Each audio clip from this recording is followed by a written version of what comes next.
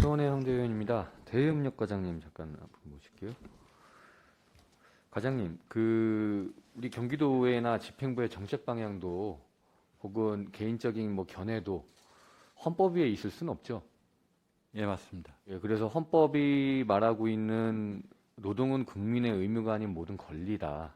그래서 일할 권리를 가지고 모든 국민은 일할 권리를 가지고 국가는 고용의 안정과 증진을 위해 정책을 시행해야 된다라는 헌법의 취지도 동의하시죠?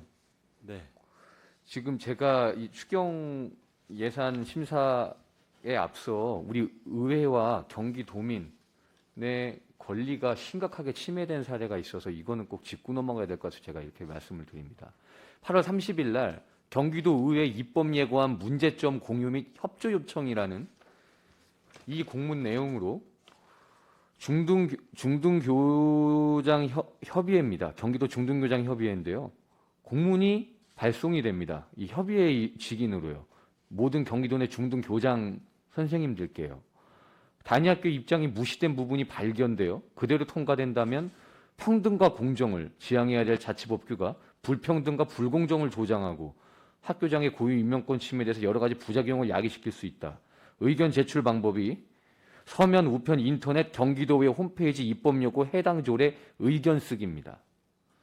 저는 이분들이 경기교육을 위해서 노력하고 계시는 그런 헌신과 어떤 노력을 저는 잘 알고 있기 때문에 이분들의 어떤 삶 전체를 폄하하고 싶지는 않습니다. 이 절차에 대해서 묻는 것입니다. 과장님 이 내용 알고 계십니까? 네, 알고 있습니다. 어떻게 생각하십니까?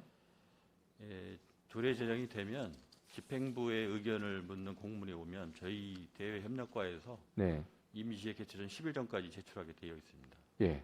그러면 저희는 사업부서의 의견 듣고 네. 교육감님 결재를 거쳐서 제출하게 됩니다. 찬반에 대해서. 당연히 우리 교육 가족도 이 교원분들도 교육 가족이니까 의견 수렴해야죠. 네. 근데 이렇게 특정 단체에서 학교의 공문을 통해서 그 공고 제도권에는 시스템을 통해서 이렇게 정책 방향이나 개인적인 어떤 지침을 다 만들어서 이렇게 진행된 사례가 있습니까? 제가 알기로는 지금까지는 없는 걸로 알고 있습니다.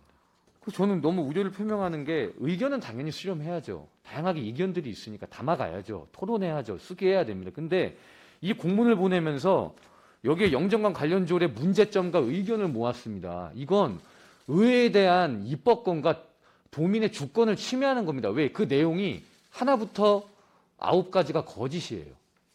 여기에 보면 불평등과 불공정 및 학교장의 고유 임용을 침해한다 그래서 스포츠 강사, 기간제 교사, 방과후 교사 다 있는데 인력을 여기는 우선 채용하고 있지 않다. 근데 왜 영어회화 전문 강사만 우선 채용하냐가 문제 제기 첫 번째고요.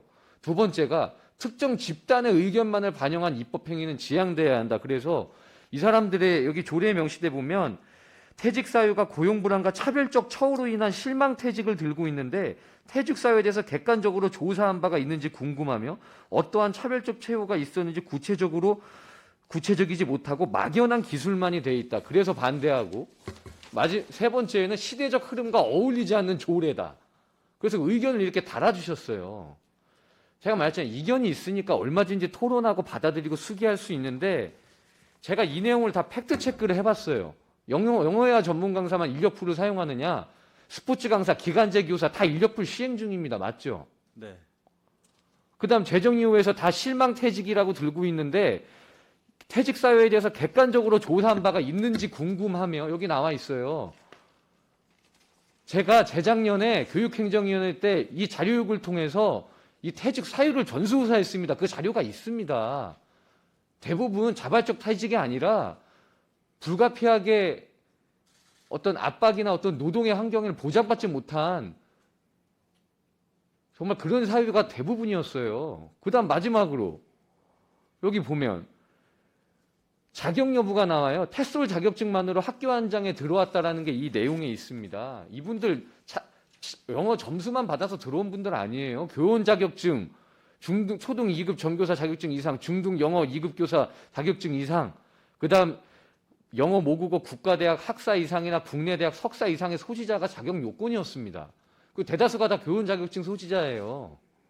근데 어떻게 이렇게 의회가 입법하는 이런 모든 걸 폄하해서 이 학교 시스템을 통해서 어떻게 이렇게 공문으로 해서 입법 예고 해당 조례 의견을 쓰라고 이렇게 공문이 나갑니까? 어떻게 생각하세요? 이 법적인 단체가 아니라 사조직인데 여기서 그런 일이 벌어진 거 유감스럽게 생각하고요. 요거는 아마 그래서 저는 이거는 강력하게 재발 방지 및 이건 강력한 어떤 대책을 세워야 된다고 저는 생각하거든요, 과장님. 네, 그거에 대해서는 검토해 보겠습니다. 그래서 이분들이 주장하신 마지막 네 번째가 저는 참 옳은 말씀을 해주셨어요. 여기 이 중등 교장 선생님들께서 뭐라 그러시냐면요. 마지막 네 번째에 앞으로의 과제 이러면서 교육 현장에 대한 요구와 필요성에 대한 더욱 철저한 조사 및 분석이 선행돼야 하고 일몰 사업으로 만약 영정관 사업이 추진된다면 고용 인력을 어떻게 할지에 대한 심도 있는 고민을 최초 도입했던 중앙정부 교육부와 함께 경기도교육청이 노력해야 된다. 그래서 물론 이 중등교장협의회는 학교 정책기획 담당관이지만 지금 여기 입법에 대한 내용에 이런 요구 자료가 왔으니까 이 해당 과랑 해당 부서와 함께 이 영정강 앞으로 계획 어떻게 할지 논의를 심도 있게 해주시기 바랍니다. 네, 알겠습니다. 예, 그 교육협력국장님, 교육협력 지금 좀- 대법원 판례에서 보면 영정강 네. 지금 부산 사례입니다. 제가 들고 있는 게 네. 패소를 했는데 네. 여기에 내용에 보면 지방단체에 소속된 개별 공립학교 등은 지방자치단체의 하부기관 또는 시설에 불과할 뿐 교육에 관한 궁극적인 권리 의무 및 책임 주체가 되는 것은 지방자치단체라고 할 것이다. 그래서 각 공립학교와 학교장의 체결로 인한 근로 계약상 참가인들의 사용자는 지방자치단체인 원고라고 판단하였다. 부산 사례입니다. 네.